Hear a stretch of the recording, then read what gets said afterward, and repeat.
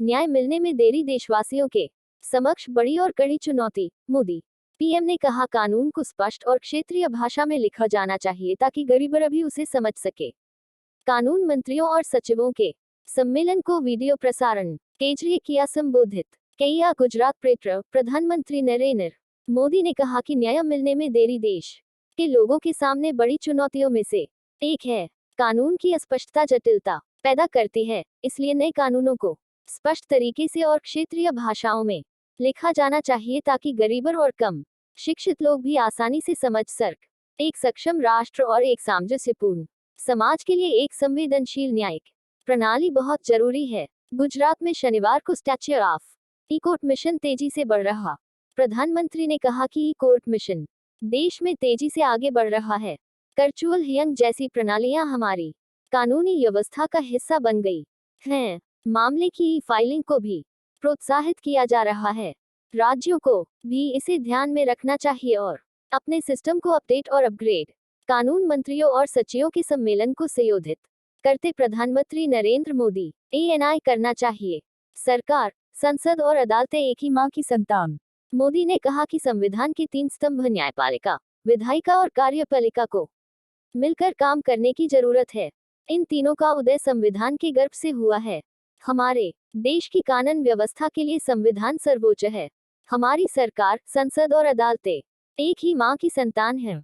उन्होंने कहा कि तीनों को भारत को नई ऊंचाइयों पर ले जाना है। यूनिटी के पास केडिया में कानून मंत्रियों को समाप्त किया है।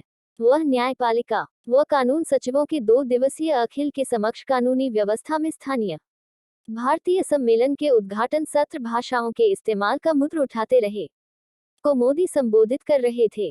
वीडियो है। हमारी न्यायपालिका कानूनी जटिलता। संदेश में मोदी ने कहा कि पिछले 8 को सुझाने की दिशा में गंभीरता से काम कर रही है। इस अमृतकाल में हमें इससे पुराने, अप्रचलित व अप्रासंगिक कानूनों निपटने के लिए मिलकर काम करना।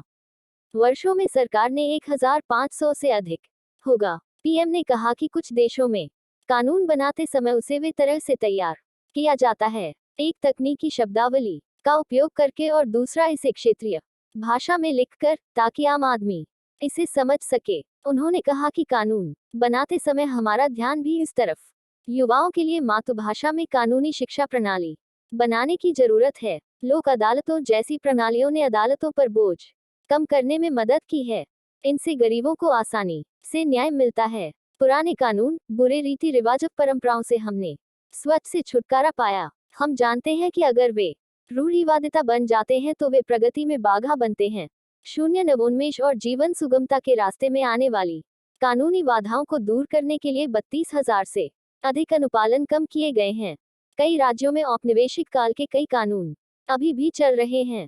इन्हें हटाकर नए कानून बनाए जाने चाहिए। होना चाहिए कि गरीब भी इस कानून को समझ सकें। साथ ही उन्होंने हाई कोर्ट और सुप्रीम कोर्ट के महत्वपूर्ण मामलों के डिजिटल पुस्तकालयों को स्थानीय भाषा में उपलब्ध कराने के लिए काम करने को कहा। मोदी ने कहा कि इससे आम लोगों के बीच कानून का ज्ञान बढ़ेगा।